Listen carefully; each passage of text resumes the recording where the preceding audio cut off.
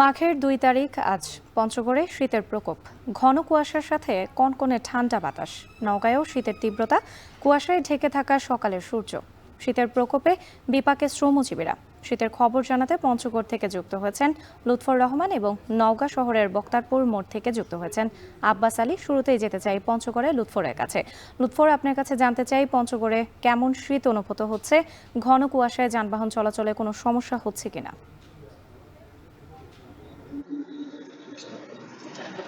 রাত্রি বাঘের শুরু থেকেই কিন্তু প্রান্তিক জেলা পঞ্চগড়ে শীতের যে তীব্রতা সেটিকে অনেকাংশেই বেড়ে গেছে। ঘন কুয়াশা, তার পাশাপাশি উত্তরে হিমালয় থেকে আসা ঠান্ডা বাতাসে উত্তরের এই জনজীবনে কিন্তু দুর্ভোগ নেমে এসেছে। আমরা দেখেছি পৌষের শেষ ভাগে কিন্তু দিনে সূর্যের দেখা মিললেও গত কয়েকদিনের যে চিত্র আমরা দেখছি যে শীতের তীব্রতা দিন দিন বেড়েই চলেছে। এবং তাপমাত্রার কথা যদি বলি, গতকাল পঞ্চগড়ে সর্বনিম্ন তাপমাত্রা রেকর্ড করা হয়েছিল ৯.৫ ডিগ্রি সেলসিয়াস। আজ সকালে পঞ্চগড়ে সর্বনিম্ন তাপমাত্রা মাপা হয়েছে ১০.৬ ডিগ্রি সেলসিয়াস। তাপমাত্রা কিছুটা বাড়লেও শীতের যে তীব্রতা সেটি কিন্তু কোনো অংশেই কমেনি।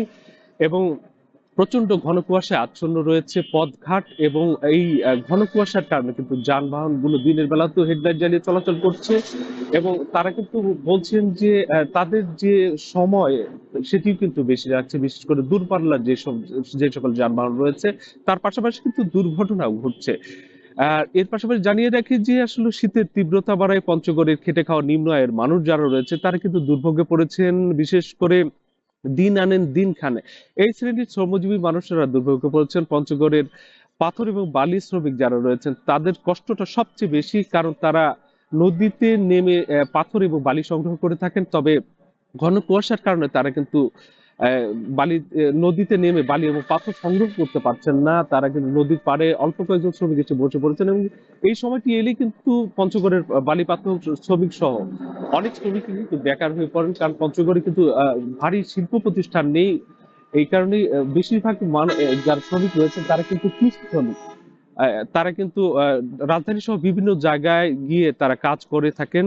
তবে এই সময় তারা খুব কষ্টে পড়েন। আমরা আবহাওয়া অফিসের সাথে কথা বলেছি, তারা কিন্তু আমাদের জানিয়েছেন এই মাসে আরো শৈত্যপ্রবাহের পূর্বাভাস রয়েছে।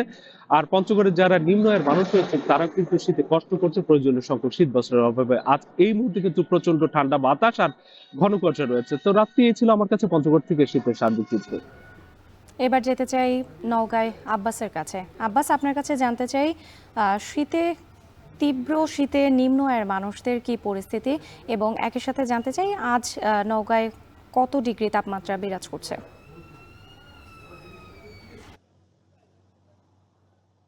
রাত্রি গত ২ দিন থেকে উত্তরের জেলা নওগাঁ শীতের তীব্রতা বেড়েছে বলা যায় যে তার সাথে যোগ হয়েছে আসলে এই যে শৈত্যপ্রবাহ, অর্থাৎ এই হিমেল হওয়ার কারণে শীতের তীব্রতা আরেক ধাপ বেড়েছে বলা যায়। আর সকালের কিছুটা কুয়াশা রয়েছে, আর এই কুয়াশার কারণে আসলে সকালের সূর্য ঢাকা পড়েছে।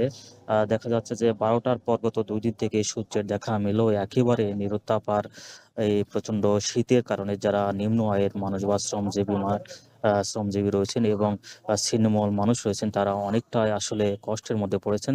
মোট কথায় বলা যায় যে এই শীতের কারণে এই উত্তরের জনপদ একেবারে বিপর্যস্ত অবস্থা পড়েছে। আর তাপমাত্রার কথা যদি বলি যে আজ সকাল ৬টায় সর্বনিম্ন তাপমাত্রা রেকর্ড করা হয়েছে ১১.৫ ডিগ্রি সেলসিয়াস, যা গতকাল ছিল ১৩ ডিগ্রি সেলসিয়াস, অর্থাৎ তাপমাত্রার পারদ ওঠানামা করছে। আর এই প্রচন্ড শীতের কারণে যারা শিশু এবং বয়স্ক মানুষ রয়েছে তারা অনেকটা কষ্টের মধ্যে পড়েছে। এবং দেখা যাচ্ছে যে শীতজনিত যেসব রোগ রয়েছে এইসব রোগের প্রাদুর্ভাব অনেকটা বেড়েছে। এবং শিশু বয়স্ক যারা রয়েছে তারা আসলে সকালে ঘর থেকে তারা বেরোতে পারছে না। আরেকটা বিষয়টা যদি বলি যে যারা শ্রমজীবী আয়ের মানুষ রয়েছেন, যেহেতু দিনের কর্মঘণ্টা কমে এসেছে যার কারণে তাদের আয়ের পরিমাণ অনেকটা কমে এসেছে। এবং এই কুয়াশার কারণে সকালে যানবাহনগুলো হেডলাইট জ্বালিয়ে চলাচল করতে হচ্ছে এবং তারা সঠিক সময়ে গন্তব্যে যেতে পারছেন না বলা যায়। আর যেহেতু উত্তরের জেলায় এই নওগাঁয় এখন আসলে ইরিগুলো মৌসুমের প্রস্তুতি চলছে, জমি চাষাবাদ করতে হচ্ছে, কৃষকরা যারা শ্রমজীবী মানুষ রয়েছেন তারা সকালে আসলে জমিতে নামতে পারছে না, কারণ প্রচন্ড এই ঠান্ডার কারণে যেহেতু কাদা পানিতে নেমে কাজ করতে তাদের অনেকটা অসুবিধা হচ্ছে। হাত পা আসলে ঝিমুন আছে। সকালে আমরা দেখেছি যে কুয়াশা আসলে নিম্নচাপের মতো ঝরে ঝরে পড়ছে। এই মানে অনেকটা কষ্ট বেড়েছে এই প্রচন্ড শীতের কারণে। আর জেলা প্রশাসনের পক্ষ থেকে আসলে শীত নিবারণের জন্য শীত বস্ত্র বিতরণ করা হচ্ছে, যা যথেষ্ট নয়। তবে বিভিন্ন সামাজিক সংগঠন এবং রাজনৈতিক ব্যক্তি যারা রয়েছেন তারাও এই শীত বস্ত্র বিতরণ করা হচ্ছে। তো এই ছিল আমার কাছে শীত নিয়ে সবশেষ। বেড়েছে শীতজনিত রোগে আক্রান্তের সংখ্যা। এখানে শীতজনিত রোগে বেশি আক্রান্তের সংখ্যা শিশু ও বৃদ্ধদের।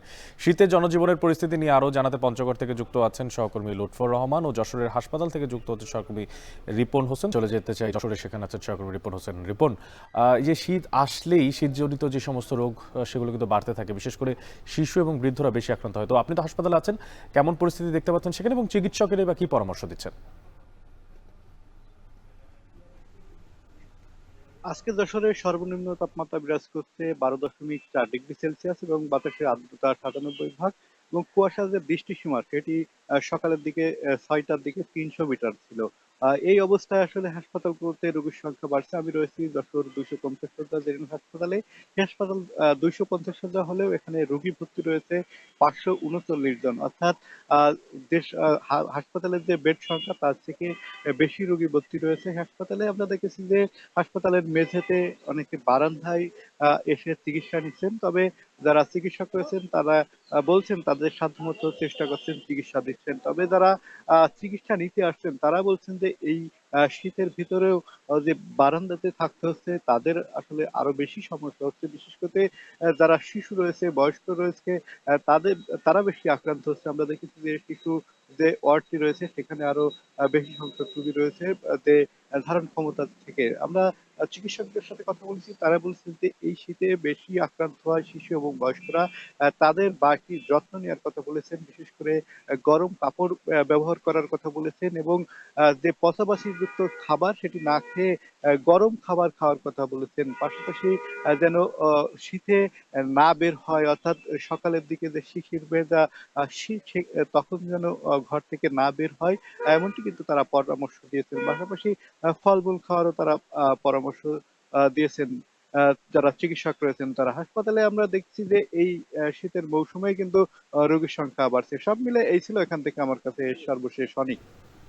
দর্শক, মাঘের শীত যেন বাঘের গায়ে। এই মাঘের শুরুতেই শীতের তীব্রতা বেড়েছে, আর তাতে করে রোগবালাই আক্রান্ত হচ্ছে শিশু থেকে বয়োজ্যেষ্ঠরা। সারা দেশ থেকে সেই খোঁজ খবর জানাচ্ছিলেন সহকর্মীরা।